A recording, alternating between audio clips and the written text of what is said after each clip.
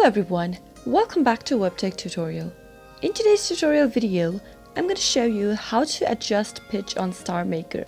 Watch the video till the end to learn how, and before moving on, I would like to request you to subscribe to our channel by hitting the subscribe button, and don't forget to press the bell icon so that YouTube will notify you whenever we post a new video. Start by typing open StarMaker application and sign into your account if you are not.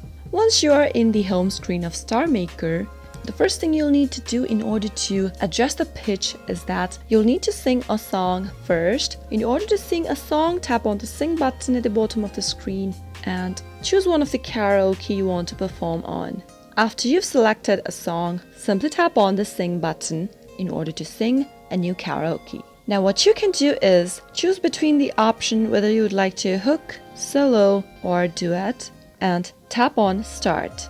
You can stop for a while before beginning and simply tap on this button you see in the middle. Once you do that, you can add effects to your song. Simply go to the pitch in order to adjust the pitch. Now let me tell you why would you need to use the pitch option on StarMaker. There are a couple of songs out there in StarMaker which is very difficult to some of the singers out there to sing, since everyone has their own pitch. So you can simply adjust the pitch by either decreasing it or increasing it.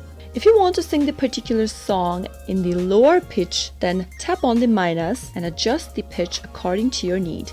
After you do that, go back and tap on the record button and start singing your karaoke. Now after you have recorded your karaoke, simply tap on the tick mark at the bottom right and upload your song on karaoke with an adjusted pitch according to your want. That is how you can adjust pitch on StarMaker quick and easy. I hope the tutorial was helpful to you. If it was in any way, go ahead and give it a thumbs up.